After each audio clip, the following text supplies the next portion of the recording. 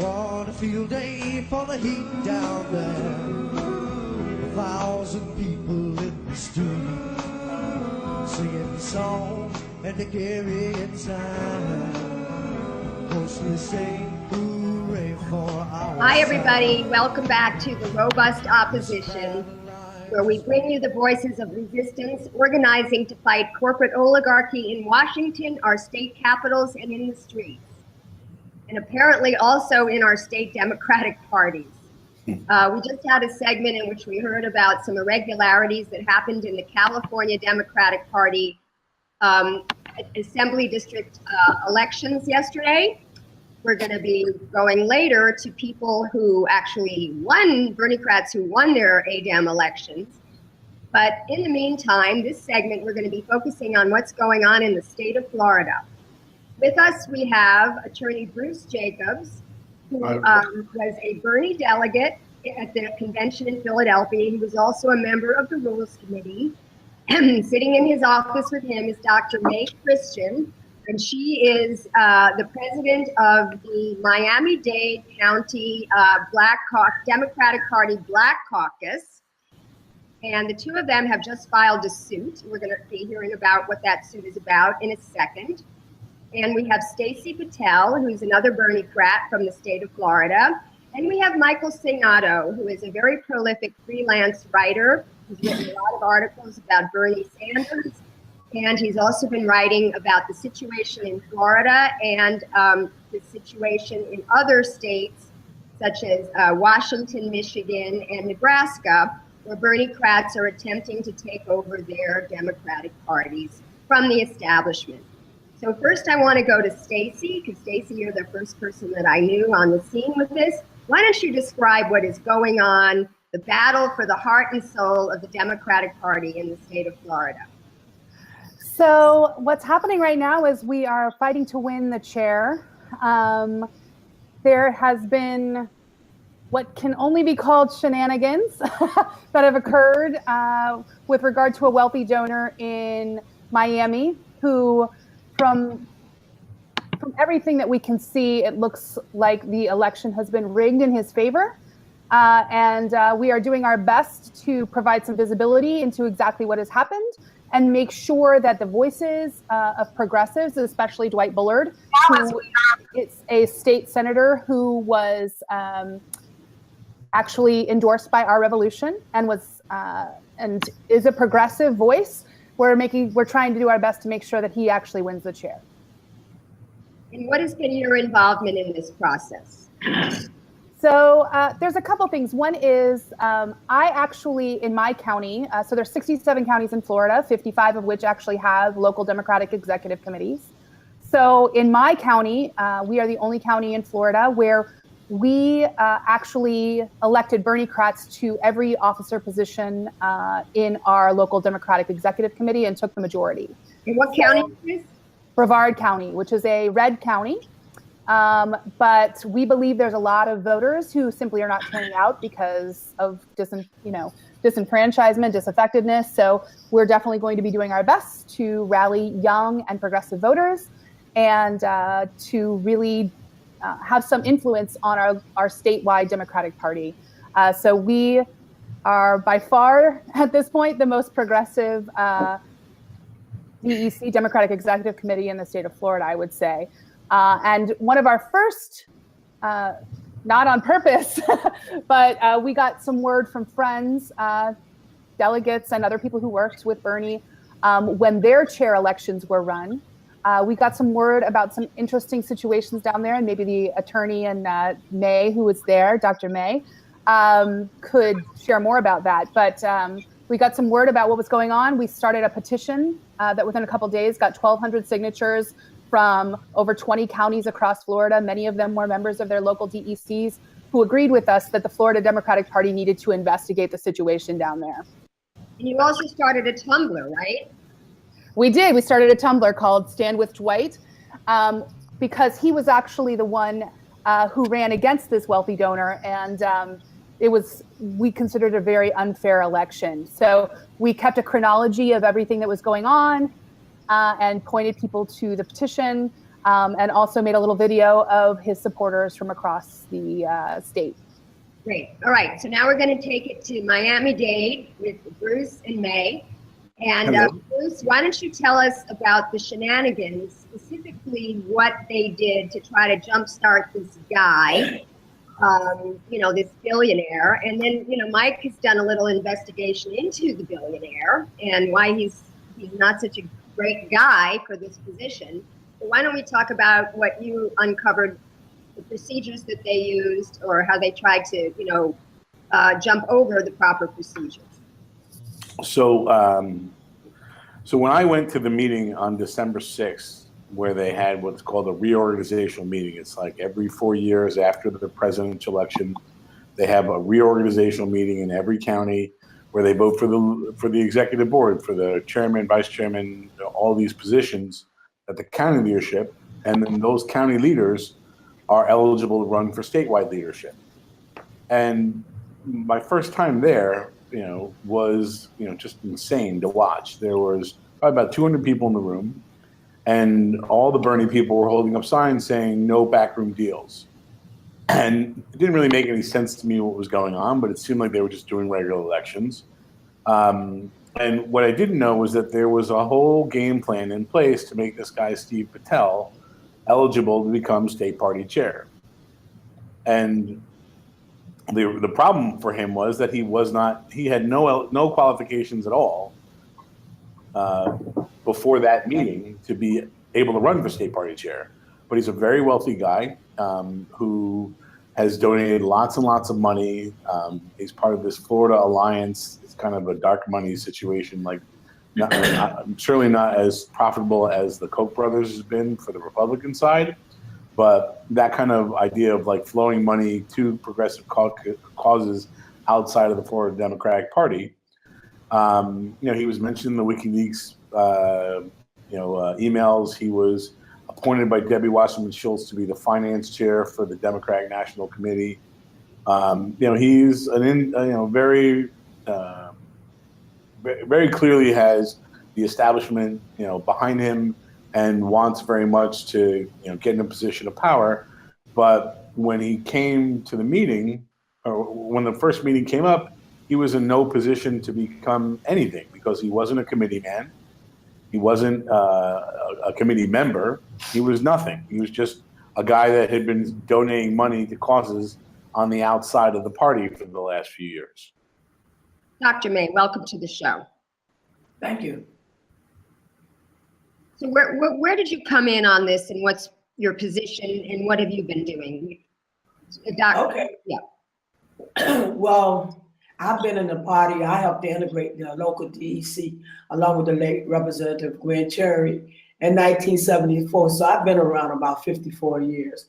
I've never seen no shenanigans like this. I'm the chair of the Democratic Black Caucus that was founded in 1984.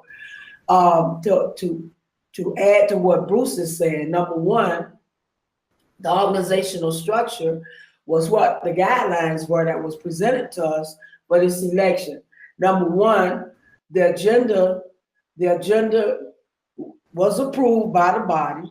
Then you had the credentials check presented 139 people to be sworn in, but they didn't close the registration process. So when we looked the first round of election, the chair was 189 people who voted as opposed to 139. That was a violation. Then once the agenda was approved, it does not allow for Rick Berlin to come back and suspend any rules because the agenda was already set. Plus, the quorum was not retained. In reference to Patel and the resignation of Rick Berlin, it was already predicted in the newspapers that someone was supposed to give up their seat. As it relates to Juan Cuba, he should have recused himself because from what I understand, he's been being paid a salary through the Democratic Party to the DEC, and the original officers do not take seating until January 2017. So he really wasn't supposed to be sending out notices. He should have recused himself as a conflict of interest. So we got all of these people, along with the Democratic Party, And to my understanding, Patel is a donor. He has secret donors. So we don't know who's in his pocket. All right, let's cut to Mike Sainato now, because you've been doing some, oh, we just lost Mike Sainato.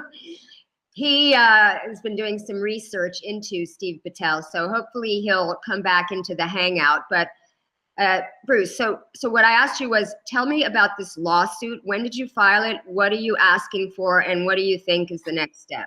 So we filed it on Friday when they told us that they weren't going to give us any response to our letters until the day before, the afternoon before the election for state party chair. And what we're asking for is a declaratory judgment that they're not following the bylaws, that Steve Bittel is not eligible to run for, he was never an eligible state committee member. He should not be an eligible state committee man, and therefore he cannot run for state party chair, which the bylaws, if they're being followed, you can't do any of the things that he did.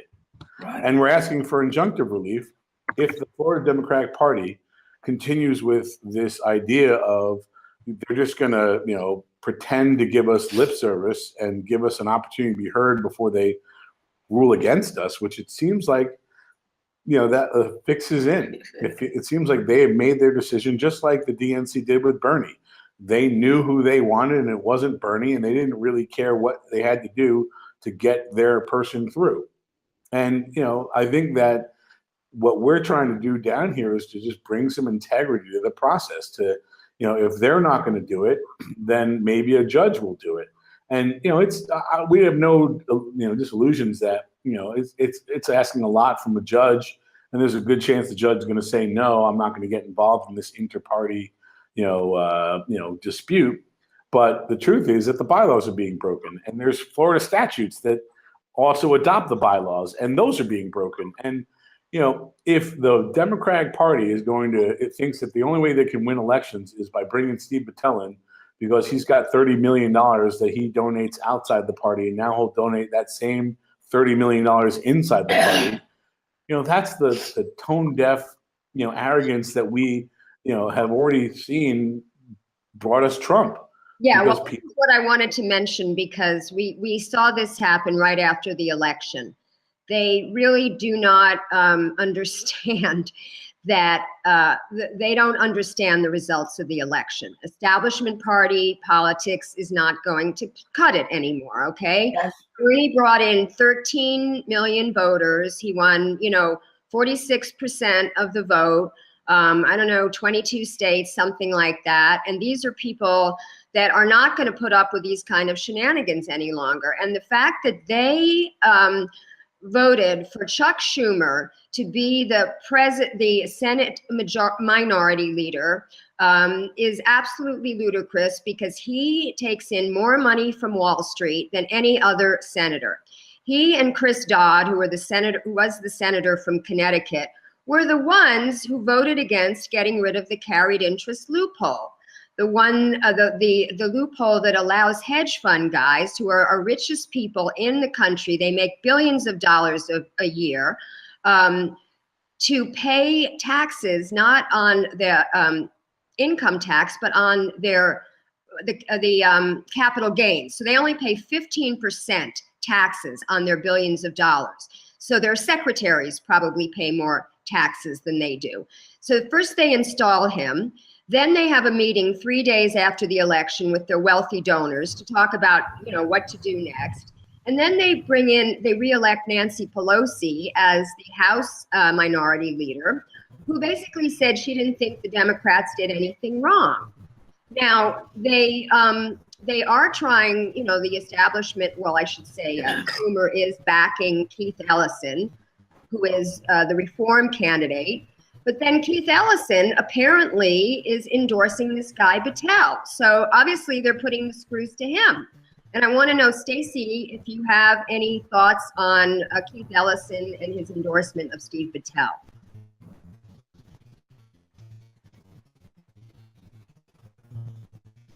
I don't have any information, so I'd rather not speculate. Clearly, though, there seems to be some reason that Ellison, an Our Revolution back candidate, would also back Patel in a race where actually our revolution had endorsed Patel's opponent, Dwight Bullard. So there's definitely some conflict of interest there, and it would seem naturally that Keith, actually we heard he never reached out to Dwight Bullard when he made the endorsement of his opponent. So we, you know, who knows what happened? Your guess is as good as mine, but it was definitely very saddening to us that he didn't at least reach out to someone who's so like-minded and who is supposed to be similarly progressive. So since you've got this wonderful county that is stacked with Berniecrats, what are your plans in the state of Florida? How do you hope to influence the Democratic Party, and also what's coming up in the state legislature? Well, absolutely. We are currently organizing and we're supporting Dwight for chair. But I think over the course of the next 4 years, and especially the next 2 years before the 2018 elections, we're kind of engaging in a 4-phase process. The first one is we're trying to fill up all of our precinct seats. There's Mike. Do you want to go to him? So just finish your thought. Okay. So we are going to try to fill up all of our precinct seats. So in Florida, there's hundreds of precinct seats in every county. Most of them go unfilled. And we believe that if we can fill these seats, we know that if you do that, you can increase voter turnout in the precincts by at least 6% just by having someone in the precinct. So we plan to do that. Then we plan to go out and talk to voters, find out what they really want, because what happened previously was that we waited until we had a candidate and then we would go knock on doors and try to, you know, sell the candidate. We want to start by actually talking to the voters, finding out what they're interested in, and building a platform from there and allowing that to inform how we recruit candidates that will actually fill those offices. There you go. I love it. So that's our kind of strategy for the next little bit. But first, we want to get a ton of people in there so we get a ton of different perspectives and we can cover a lot of ground. All right. I'm going to say goodbye to you, Stacey, because we have some people from our next segment joining the chat. Thank you so much. I also want to give Bruce and Dr. May a chance to talk about what they plan to do in their county in the coming years. Well, I mean, for us right now, it's really, we're focusing on making sure we have the right leadership that's going to listen to the people and follow the rules and bring and have integrity to the process. So there's actually, this week, we're hoping to get a hearing in front of the judge. You know, tomorrow we'll hopefully find out who the judge is, and then we'll ask for a hearing on that. Friday, they are making us go to Orlando, 4 hours from Miami, to have our complaints heard. So we're all going to caravan up to Orlando and meet everybody and, you know, show them that we are interested in, you know, making sure that this stuff is done right. And then after that, it's really the goal and the game plan is to keep pushing these progressive issues forward and getting ourselves into positions where we can, you know, have the message of the Democratic Party be something along the lines of, we get it, we're fixing it, and come along with us because we're going to make the fight happen. Great. And Dr. May, do you have some final thoughts about where you want to see the party go? You've been in it so long. Yeah, well, I didn't tell you, in February 24th, I received a Congressional Gold Medal along with John Lewis for marching with Dr. King in 1965. And this was relevant to civil and voters' rights. And right now we don't have our voters' rights. And right now we are looking at our own Democratic Party violating our right in the voting process in its own maintenance of all this reorganization of fraud that we call it, malfeasance, misfeasance. And I think that we need to straighten this party out, whether it's with the Bernie group and the rest of us. We don't have to accept what has been done to us. And I'm glad to be with Bruce, and I'm glad to meet Stacey. And there's a lot of resources that I have by virtue of being there this long, that I can provide some of the input and leadership statewide so we can get this matter straightened out. Great. Well, we'd love to have you back on the show because I'd love to talk further with you about what the movement was like back in the day with Dr. King. Right. But I'm going to say goodbye to you two now so that we can go to Mike. And we'll see you on another show. All right. Thanks you very much. Bye-bye. God bless. So hi, Mike. Before we talk about the other states, why don't you let us know what you found out about this guy, Steve Bittel, and why you think their party is pushing him so hard? Well, there was a quote at one of those meetings. Someone had a billboard sign that when Debbie Wasserman Schultz was appointed DNC chair, Patel, I'm paraphrasing what he said, but he said if there's a superwoman, then Debbie Wasserman Schultz is it. They've had a very close relationship. Early in 2015, he held a fundraiser for her, which Joe Biden attended. And that kind of intervention from the Democratic Party leadership in a primary race, I think, is unprecedented. But for Patel, just last week, he said that he supports pipelines and pipeline constructions. And here in Florida, we are dealing with our own type of Dakota Access Pipeline, the Sable Trail Pipeline. It's an over 500-mile long pipeline that would bring oil from Alabama to Florida, and most of that oil would be exported abroad.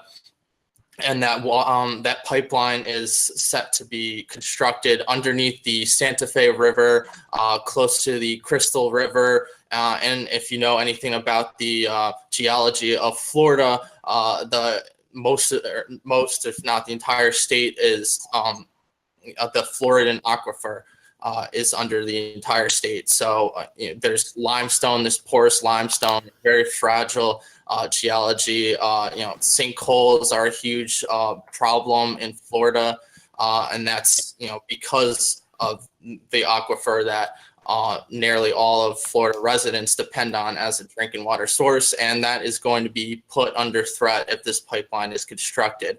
Bittel, supports this pipeline. He owns Petroleum Realty Investors. It's a company, real estate company that focuses predominantly on gas and oil related industry real estate deals, such as gas stations. And there's a lot of press releases online of him finalizing multi-million-dollar deals for new gas stations and things of that nature. Wow. So it always comes back to oil and gas. A couple of weeks ago on our show, we were talking about the Russian scare and the whole Syria connection. It's all about a pipeline, basically. And it seems like here we go again, as Ronald Reagan would say. Well, it's so embedded in our politics. So it's not just environmental. The oil and gas industry, they're so embedded in national politics and global politics. It affects in everything, I think. Yeah. So why don't you tell us what's going on in some of the other states that is similar to what's happening here in Florida? In Michigan, the people I've talked to, in early December, they had a similar meeting to what they had in Florida. And Sam Pernick, he's a young, active, progressive activist. He's the president of the Michigan Young Democrats of America. And from what he's told me in the video that shows what happened, him and other Bernie Sanders activists went to protest the lack of transparency from the Michigan Democratic Party. They were basically electing delegates in the same manner that Florida was going to do. They, the backdoor deals, they went to protest, and they got there right before the meeting started. And before that started, one of the Democratic Party leaders, Mike Stone, was holding a labor union meeting that he's also involved with, and he wound up violently pushing and throwing Sam out of the meeting, and Sam is filing with criminal complaint. So I'm still waiting to hear back on, everything's still in the process of everything going on there. In Nebraska, Bernie Sanders supporters were successful in basically taking over the Democratic Party there. I think over 70% of the delegate positions and party positions went to Bernie Sanders supporters, which is good news. In Washington, I think it's been a little bit more of a struggle. Bernie Sanders won over 70% of the vote in that state. It's a very progressive state, but that percentage was tilted by basically all the superdelegates in Washington supporting Hillary Clinton. And that's basically the dynamic there, and what Bernie Sanders supporters are trying to use their numbers to take over the Democratic Party there. And obviously, like in any other place, the establishment is resisting relinquishing any power or privilege they have to Bernie Sanders supporters. No, but what's interesting is that I was thinking of maybe having someone from Washington or Michigan on the show. And the more that I got into it, talking with them, there's two sides to the story. There's also Bernie delegates who question the Michigan story. They said basically the meeting he tried to get into was a private meeting. It was in the same room as the public meeting, but they got there 15 minutes early. And this woman feels they're working very well with the establishment. So what happens is I find out, and one of the reasons I'm not involved in party politics is that you do get co-opted somewhat. When you get in there and you get any kind of office or a committee chair, you sort of have to start playing ball with the establishment, and you've got two sides. You've got your foot in both sides, the kind of activist side where you started and the establishment side that you're trying to join in. And, it may be just the nature of any kind of party politics. I wonder even if the Green Party is different from that. Your thoughts? Well, my mother worked for the New York State Ethics Commission for 15 years, and that was basically the story. She would tell me, people would come in, think they're going to, change everything, change the world, and within 6 months they were in step with the rest of the establishment. And as you know, New York State has a reputation to be one of the most corrupt states in the country, along with Florida. So I think that does have some to do with it, and a lot of people. There's obviously differing opinions on how to change the Democratic Party from Bernie Sanders supporters. Some would like